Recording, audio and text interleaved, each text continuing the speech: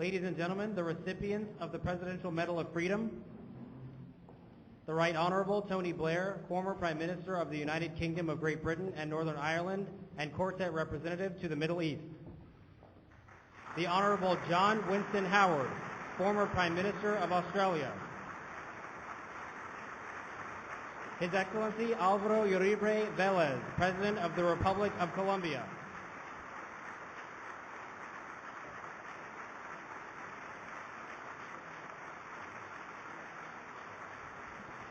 Ladies and gentlemen, the Vice President of the United States.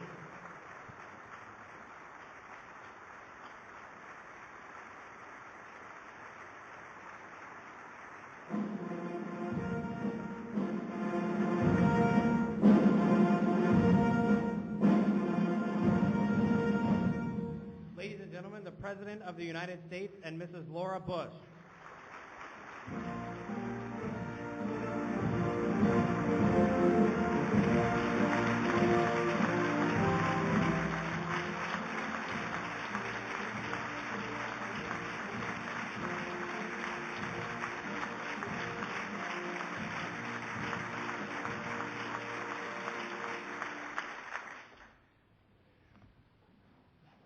Good afternoon to everybody, and thank you all for coming. We have assembled quite a distinguished crowd to honor three good friends, President Uribe, Prime Minister Howard, and Prime Minister Blair. Laura and I welcome you to the White House. You'll always be welcomed in our country, and we hope to have you come down and visit us in Texas. As you probably have heard, we're changing addresses here in a little less than 7 days. We're delighted to have a lot of distinguished guests, people who have worked with you throughout your time in office, members of your family who are here. We're really glad you've come.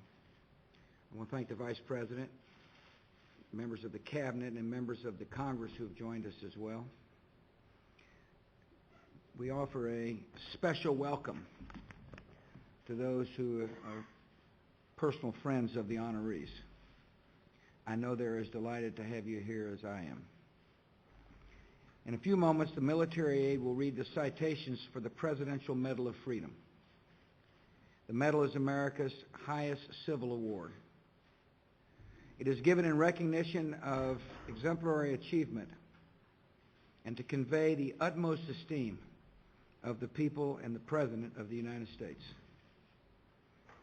In these 8 years, I have presented the Medal of Freedom to some of our most eminent citizens. On occasion, I've also had the honor of presenting it to citizens of other lands who inspired particular admiration in the United States and provided courageous leadership to our world. Among these recipients have been Václav Havel, Ellen Johnson Sirleaf, Nelson Mandela, and the late Pope John Paul II. This afternoon, I'm pleased to award the Medal of Freedom to three extraordinary leaders. We honor a sitting president and two former prime ministers, each one of them a true friend of the United States, who met historic challenges with great tenacity and who provides a lasting example of statesmanship at home and abroad. The first day I met Tony Blair, almost exactly 8 years ago, he was in his second term as Prime Minister, and I was just starting out. After our first meeting, a reporter asked if we had found anything in common, and I jokingly replied that we both use Colgate toothpaste. The truth is, I did feel a close connection to Tony Blair. As I said after the first meeting, I knew that when either of us gets in a bind, there will be a friend on the other end of the phone. My friend was there indeed after America was attacked on September the 11th, 2001. And it just wasn't on the phone line. When I stood in the House chamber to ask the civilized world to rally to freedom's cause, there in the gallery was the staunch friend, Prime Minister Tony Blair. He was there in a moment of trial to affirm the special relationship between the United States and the United Kingdom.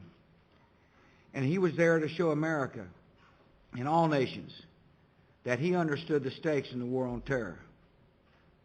As he said, just as the terrorist seeks to divide humanity in hate, so we have to unify it around an idea, and that idea is liberty. Under Tony Blair's leadership, the might and the moral authority of Great Britain have been applied to the war on terror from the first day. Our nations have worked proudly together to destroy terrorist havens, liberate millions, and help rising democracies to serve the aspirations of their people. Tony Blair's entire career is defined by his devotion to democratic values and human dignity. At his very center, this man believes in freedom, freedom from oppression, freedom from hunger, freedom from disease, and freedom from fear and despair. In the House of Commons, as the longest-serving Labor Prime Minister in history, he fought to lift up his nation's communities and better the lives of all its people. He helped turn generations of violence in Northern Ireland into years of peace. He drew the attention and conscience of the world to the suffering in Africa, and he continues to serve the cause of peace and democracy as the Quartet envoy to the Middle East. Out of office, but still in public life, Tony Blair remains on the world stage as a man of high intelligence and insight, and above all as a man of faith and idealism and integrity.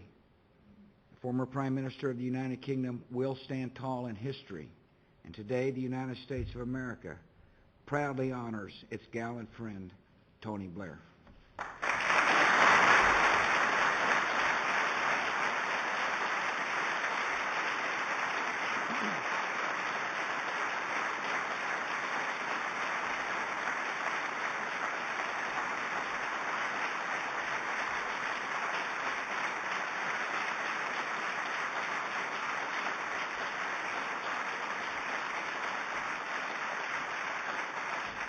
John Howard of Australia has spent a lot of years in politics. He's won some and he's lost a few. There was even a time 2 decades ago when he thought his days of political leadership might be over. A comeback, he said, would be like Lazarus with a triple bypass. Man's got an unusual way of speaking. With his plain-spoken style and unpretentious manner, John Howard did make a comeback. He rose to his nation's highest elected office, won 4 straight elections, and served longer than all other Australian prime ministers but one. And all the while, John Howard retained his close connection with the people of his country. His time in office was marked by great national confidence and prosperity and rising global influence. He won the respect of leaders around the world for his commitment to free markets, cooperation, and the peaceful resolution of differences. He was a faithful steward of Australia's alliances and a sturdy friend in a time of need. At an event here in Washington, he reflected on the many tests that our two countries face together in the 20th century. He spoke with feeling about our shared values, as well as our obligation to defend them, and if necessary, fight for them, and be ready to repel those who would seek to take our freedoms away. As it happens, John Howard spoke those words on Monday, September the 10th, 2001. And in all that followed, he proved true to his convictions. He always has been brave in the defense of freedom. In these 7 years, both our countries have lost innocent civilians and suffered casualties on the field of battle. But this man who saw the burning Pentagon on September the 11th and who comforted the survivors of Bali never wavered in his commitment to overcoming this great danger to civilization. He never wavered in his support for liberty and free institutions and the rule of law as the true and hopeful alternatives to ideologies of violence and repression. He's a man of honesty and moral clarity. He can make a decision, he can defend it, and he stands his ground. That's why I called him a man of steel. In the character of John Winston Howard, we see that fine Australian spirit of standing by your mates Our two countries, though half a world apart, have long enjoyed an easy and natural fellowship. And the 25th Prime Minister of the Commonwealth of Australia stands for all that Americans like and admire most about this wonderful country. So, Mr. Prime Minister, our friend, welcome to the White House and congratulations.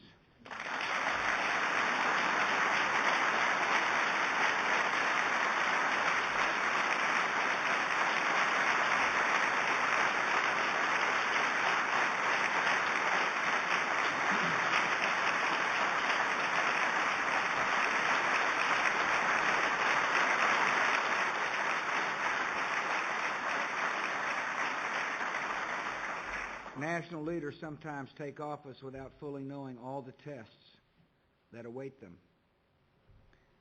But when Alvaro Uribe became the president of Colombia, the challenges were in full view.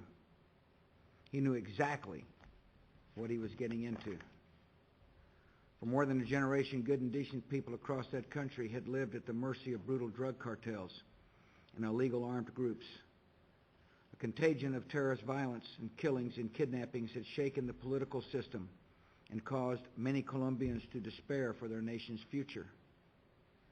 Early in this decade, the Republic of Colombia was near the point of being at best a failed state, or at worst, a narco state. In those conditions, it took more than ambition and ideals to run for political office. It required immense personal courage and strength of character.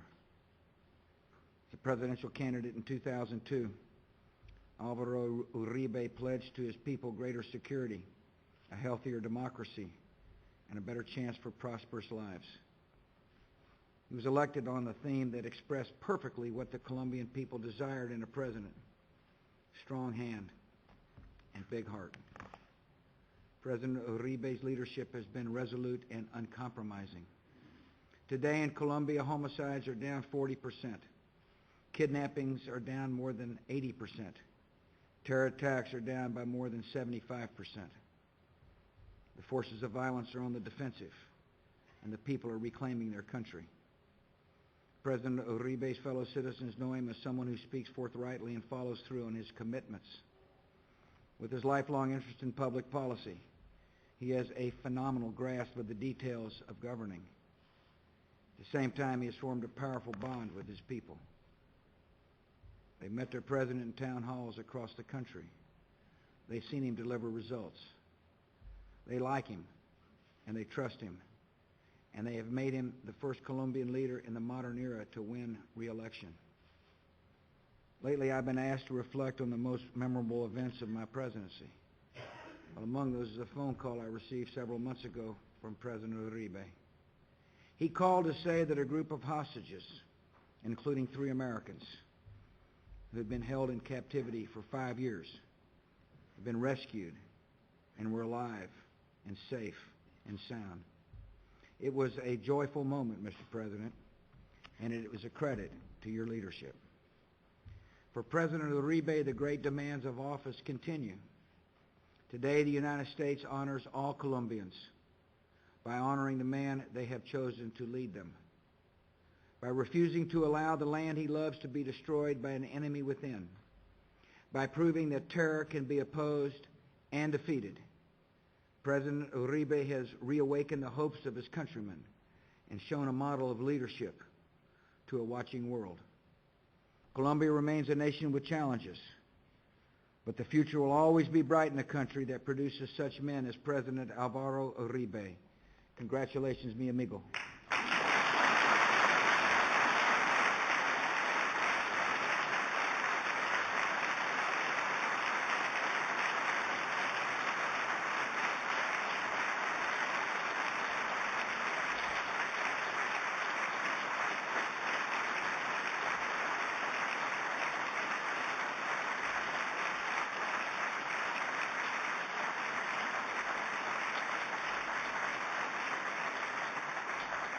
Each of these gentlemen we honor today has his own style and personality, and each has amassed distinctions and achievements that belong to him alone. Yet all of them have shown a firm adherence to the principles of freedom and democratic values, and a willingness to face problems squarely instead of passing them on to others. They're the sort of guys who look you in the eye and tell you the truth and keep their word. In lengthy service, they proved to be leaders of character and fortitude. They are warm friends of the United States of America. The opportunity to know them and work with them has been among the great satisfactions of my time as president. I respect them and I admire them. And now I ask the military aide to read the citations, and it will be my honor to present the Presidential Medal of Freedom to Tony Blair, John Howard, Alvaro Uribe. Tony Blair.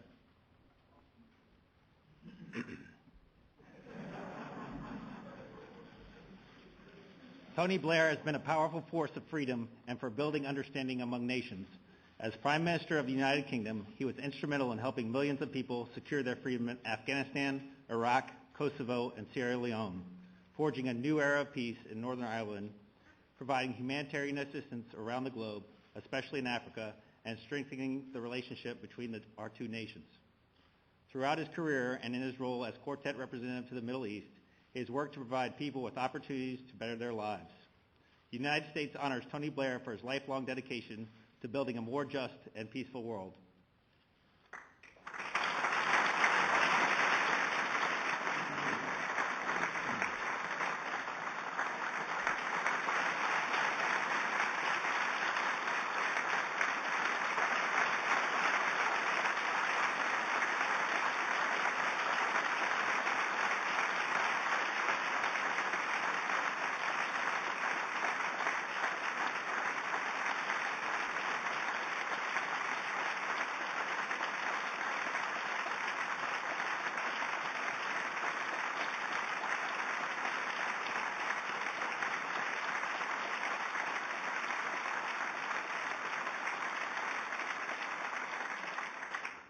John Winston Howard. During a career of public service spanning 4 decades, John Howard has been an unwavering champion of democracy and freedom. As Prime Minister of Australia, he helped deliver unparalleled prosperity to his country's people through staunch adherence to free market principles. Relations between the two countries were never closer than under his stewardship and after the attacks of September 11, 2001. He worked steadfastly to combat the scourge of terrorism, bring freedom to millions of people, promote democracy, human rights, and the rule of law. The United States honors John Winston Howard for his lifelong efforts to spread hope and freedom throughout the world.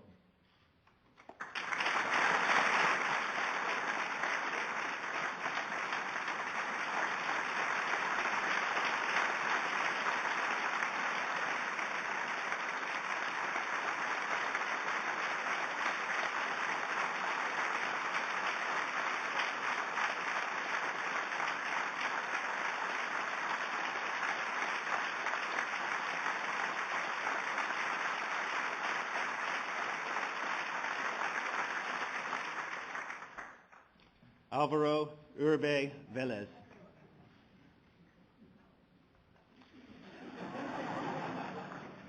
As President of Colombia, Alvaro Uribe has championed the rule of law in a country that endured decades of violence at the hands of illegal armed groups. He has demonstrated a deep commitment to the prosperity of Colombia's people, and his bold policies have spread democratic values and established the foundation for lasting peace throughout Colombia.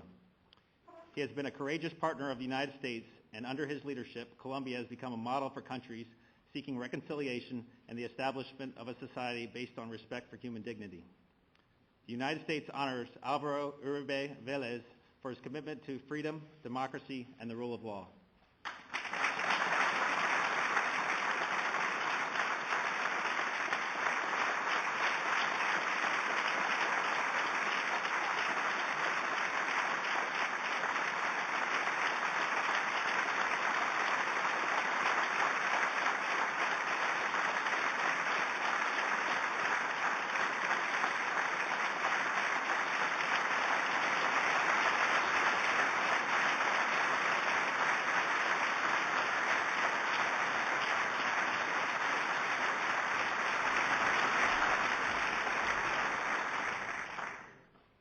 In honor of these distinguished gentlemen, Laura and I invite you to stay for a reception in the State Dining Room.